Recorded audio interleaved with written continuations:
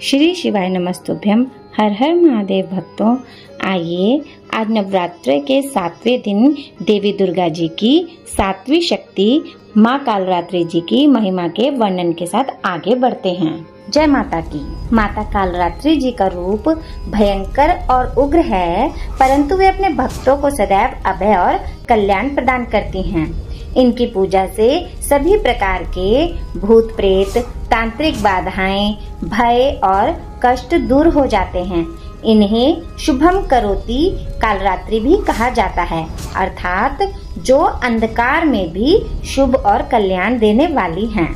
नवरात्रि में 7वें दिन माता कालरात्रि की पूजा करने से साधक के जीवन में भय और नकारात्मकता समाप्त हो जाती है और वह आध्यात्मिक उन्नति की ओर बढ़ता है। माता कालरात्रि जी की पौराणिक कथाओं के अनुसार प्राचीन समय में जब असुरों का अत्याचार चरम सीमा पर बढ़ गया और वे देवताओं को भी परास्त करने लगे, देवताओं पर संकट आया, तब देवता आपस में विचार करने लगे, यह राक्षस रक्तबीज हर बार अपने रक्त से हजारों असुर उत्पन्न कर देता है, अब इसका संहार कैसे होगा?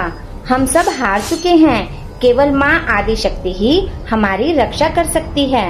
और तब देवताओं ने माँ आदिशक्ति की आराधना की और देवताओं ने माँ दुर्गा का ध्यान किया। तभी आकाश में तेज प्रकाश और गर्जना हुई। माँ दुर्गा एक उग्र रूप में प्रकट हुई। माँ के शरीर से एक अत्यंत भयानक स्वरूप प्रकट हुआ, वह थी माँ कालरात्रि। माता कालरात्रि गर्जना करते हुए बोली, मैं ही काल की स्वामिनी हूँ, मैं अंधकार का नाश करने वाली हूँ, आज इस रक्त बीज का अंत निश्चित है।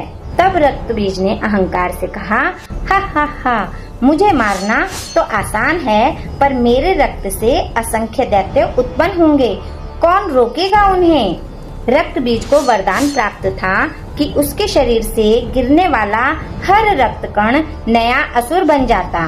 तब माता कालरात्रि जी ने तीव्र स्वर में गर्जना की, असुर, तेरा अभिमान ही तेरी मृत्यु का कारण बनेगा। माँ दुर्गा ने अपने शरीर से एक अत्यंत भयावह और शक्तिशाली रूप प्रकट किया। इस स्वरूप का रंग अत्यंत काला, बाल खुले हुए, गले में बिजली जैसी चमकने वाली माला और हाथों में अस्त्र शस्त्र धारण किए हुए था। यह रूप ही था माता कालरात्रि का। जब रक्तबीज युद्ध करने आया तो देवी कालरात्रि ने उसका भयानक रूप देखा। जैसे ही रक्त बीज पर चोट होती, उसके रक्त से नए नए दैत्य उत्पन्न हो जाते। तब माता कालरात्रि जी ने अपनी विशाल जीवा बाहर निकाली और रक्त बीज के रक्त को धरती पर गिरने से पहले ही पी लिया। इस प्रकार उसके रक्त से नए दैत्य उत्पन्न नहीं हो सके। रक्त बीज घायल होकर गिर पड़ा और चिल्लाते हुए बोला, नहीं, यह कैसे संभव है? कोई मुझे रोक नहीं सकता था। तब माता कालरात्रि ने क्रोधपूर्वक कहा, तेरे अत्याचार का यही अंत होता है, और इस प्रकार रक्त बीज का संहार कर दिया। जय माँ काली। रक्तदंतिका देवी। सभी देवता हाथ जोड़कर माँ के चरणों में नतमस्तक होते हैं और कहते हैं, हे माँ कालरात्रि, आपने हमें इस संकट से मुक्त किया। आपका रूप भयंकर है, पर हमारे लिए आप ही मंगलकारी हैं। माता कालरात्रि जी ने कहा, भय मत करो, मैं अपने भक्तों को सदैव अभय प्रदान करती हूँ। मेरा रूप चाहे कैसा भी हो, मेरा हृदय अपने भक्तों के लिए करुणा से भरा है। इसके बाद देवी कालरात्रि ने शुंभ और निशुंभ का भी अंत कर देवताओं को पुनः स्वर्ग का अधिकार दिलाया। माँ कालरात्रि जी ने देवताओं की रक्षा की और असुरों का संहार किया। उनके इस स्वरूप की पूजा करने से साधक के जीवन से भय, कष्ट और अंधकार दूर हो जाते हैं। ऐसी मान्यता है कि माँ कालरात्रि जी को गुड़ बहुत पसंद है, इसलिए महासप्तमी के दिन इन्हें गुड़ का भोग लगाना बहुत शुभ माना जाता है। मान्यता है माँ को गुड़ का भोग चढ़ाने से माँ प्रसन्न होती हैं और सभी विपदाओं का नाश करती हैं। आइए माँ की स्तुति करें।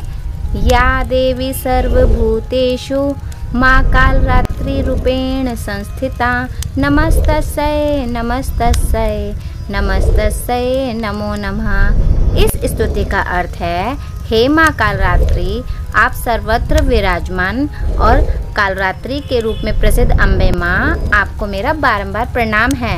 हे माँ, मुझे पापों से मुक्ति प्रदान करें। सच्चे दिल से माँ की पूजा भक्तों को उत्तम फल देती है। बोलो कालरात्रि मैया की जय। जयकारा शेरा वाली दा बोल सांचे दरबार की जय। श्री शिवाय नमस्तुभ्यम। हर हर महादेव भक्तों।